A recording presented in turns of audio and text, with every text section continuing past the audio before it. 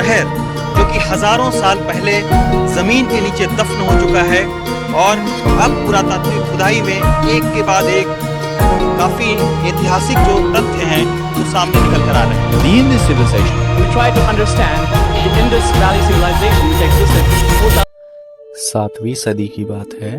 पंजाब के लोग जमीन की खुदाई कर रहे थे। वहां उन्हें जमीन के नीचे बनी बनाई ईंटें मिल गई। उन लोगों ने इसे भगवान का चमत्कार माना और वे लोग उन ईंटों का इस्तेमाल अपना घर बनाने में करने लगे।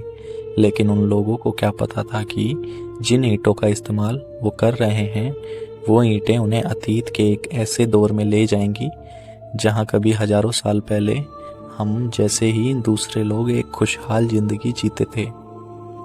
1921 में जब फिर से पंजाब में खुदाई की गई तो जो सामने आया वो भारत की एक बहुत ही पुरानी सभ्यता के अवशेष थे। अब तक हमने सिर्फ कहानियों में सुना था कि भारत का इतिहास बहुत पुराना है, लेकिन यह पहली बार था जब हमें इसके सबूत मिल रहे थे। इस खोज ने हमें इजिप्ट और मेसोपोटामिया की प्राचीन सभ्यताओं के साथ ला खड़ा कर दिया था। शुरुआत में तो यह सभ्यता की जितनी भी बस्तियां खोजी गई थी वे सभी सिंधु नदी के किनारे मिली। इसीलिए इस सिविलाइजेशन को नाम दिया गया सिंधु घाटी सभ्यता। आज के 4,500 साल पहले सिंधु घाटी सभ्यता अपने शिखर पर थी। उस दौर में इस सभ्यता में करीब 5 मिलियन लोग रहते थे। सिंधु घाटी सभ्यता की खास बात यह थी कि यह पहली अर्बन सिविलाइजेशन थी, यानी पहली बार हमारी दुनिया में शहरों का निर्माण हो रहा था। इससे पहले लोग छोटे छोटे गांवों में रहते थे। वक्त बीतता गया और फिर इन लोगों ने शहरों का निर्माण कर दिया, ऐसे शहर जिन्हें केयरफुली प्लान किया गया था। इन शहरों के मकान पकी हुई ईंटों से बने हुए थे। इन शहरों में कम से कम 30,000 लोग ऐसे थे जो ऐसे घरों में रहते थे जहां बाथरूम और फ्लश टॉयलेट बने हुए थे। क्या आप इमेजिन कर सकते हैं कि आज से 4,500 साल पहले इतनी आधुनिक चीजें वजूद में आ गई थी। सिंधु घाटी सभ्यता के जो घर थे उन घरों के आकार में काफी फर्क था। इससे यह पता चलता है कि जो अमीर लोग थे वो बड़े घरों में रहते थे और समाज के गरीब लोग छोटे घरों में रहते थे। घरों के गंदे पानी को निकालने के लिए नालियां बनी हुई थी। यह नालियां गली के मेल नाली में जाकर मिलती थी। इससे आप यह अंदाजा लगा सकते हैं कि उस जमाने के लोगों को सफाई वगैरह की अच्छी समझ थी। जाहिर सी बात है कि हजारों साल पहले इन लोगों ने अपने आप को काफी विकसित कर लिया था और यह लोग एक बेहतर जिंदगी जीना सीख चुके थे। सिंधु घाटी सभ्यता के जो 2 सबसे बड़े शहर थे वो थे हड़प्पा और मोहनजोदाड़ो।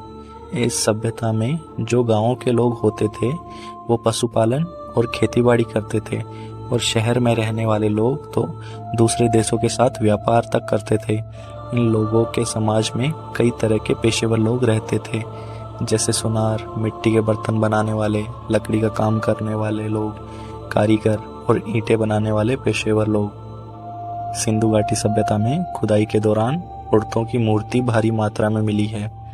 ऐसा हो सकता है कि इन लोगों के समाज में औरतों की दशा काफी अच्छी थी और ये लोग औरतों की काफी इज्जत करते थे। यह माना जाता है कि सिंधु घाटी के लोग काफी धार्मिक थे। यह लोग मातृ देवी की पूजा करते थे और मूर्ति पूजा भी करते थे, लेकिन टेम्पल जैसा कोई बड़ा स्ट्रक्चर खुदाई के दौरान वहां से नहीं मिला है। हिस्टोरिक मानते हैं कि यह लोग मंदिरों में नहीं बल्कि अपने खेतों वगैरह में पूजा करते थे। यह लोग आग की पूजा और पेड़ों की पूजा करते थे और यह लोग पानी को भी काफी पवित्र मानते थे। यानी एक तरह से कहा जाए तो यह लोग मूर्ति पूजा के अलावा कुदरती चीजों की पूजा करते थे, जैसे आग, पानी, पेड़ पौधे, पशु और सूरज आदि। सिंधु घाटी सभ्यता के लोगों की जो धार्मिक मान्यताएं थी उनका एक बहुत बड़ा हिस्सा तो आज भी हमारे समाज में मौजूद है। जो प्रथाएं उन लोगों में थी वहीं आज भी हम में मौजूद हैं। वैसे तो सिंधु घाटी सभ्यता के दौर को गुजरे 4,000 साल से भी ज्यादा का वक्त बीत चुका है, लेकिन तब से लेके आज तक निरंतरता की एक ऐसी लहर चली आ रही है जो आज भी हमें हमारे यही हजारों साल पुराने इतिहास से जोड़ती है। यानी हम भारतवासी आज भी अपने हजारों साल पुराने पास्ट को जी रहे हैं और यह हमारे लिए अपने आप में ही बड़ी खुशी की बात है। कुछ 4000 साल पहले यह सभ्यता मिटने लगी थी। ऐसा कैसे हुआ कोई नहीं जानता। यह महान सभ्यता का अंत कैसे हो गया, इसको लेकर इतिहासकारों की अलग अलग राय है। सिंधु घाटी सभ्यता नदियों के किनारे बसी हुई थी और सिंधु नदी अपनी भयंकर बाढ़ों के लिए जानी जाती थी, जो शहरों और गांवों को बहा ले जाती थी। सो बहुत से हिस्टोरियंस यह मानते हैं कि बाढ़ से इस सभ्यता का अंत हो गया। कुछ कहते हैं कि नहीं, सिर्फ बाढ़ से इतनी विशाल सभ्यता का अंत नहीं हो सकता, इसीलिए वो और भी बातें कहते हैं। वे कहते हैं कि इन शहरों में कोई बड़ी महामारी फैली होगी जिससे शहरों की आबादी खत्म हो गई। यह भी माना जाता है कि यह शायद भारी जलवायु परिवर्तन से हुआ होगा। जमीन सूखती गई और खेतों में रेगिस्तान छा गया होगा और इसीलिए यहाँ के लोगों का रहना दुश्वार हो गया होगा। कुछ मानते हैं कि यहाँ विदेशी लोगों का हमला हुआ था, लेकिन ज़्यादातर इतिहासकार इस बात से इनकार करते हैं क्योंकि खुदाई के दौरान हथियार वगैरह कुछ भी ज़्यादा नहीं मिले हैं।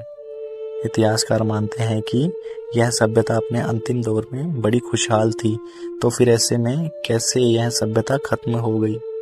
कुछ लोगों को तो यहाँ तक कहते हैं कि इस सभ्यता का अंत अचानक किसी ऐसी घटना से हो गया जिसकी इतिहास में कोई व्याख्या ही नहीं मिलती। ऐसा लगता है कि मानो यह सभ्यता किसी एक वजह से खत्म नहीं हुई होगी। पहले सिंधु नदी में बाढ़ आई होगी जिससे बड़ी तादाद में लोग मर गए। खाने पीने के सामान की भी भारी कमी हो गई। लाशों के सड़ने से कई महामारी फैल गई होंगी जिससे और भी लोग मरने लगे होंगे, और जो लोग बच गए होंगे वे अपने घरों को छोड़कर कहीं दूर जाकर बस गए होंगे और इसी तरह हमेशा के लिए एक विशाल सभ्यता का अंत हो गया होगा। तो इस वीडियो के लिए बस इतना ही। अगली वीडियो में हम सिंधु घाटी सभ्यता के बारे में कुछ इंटरेस्टिंग फैक्ट्स जानेंगे।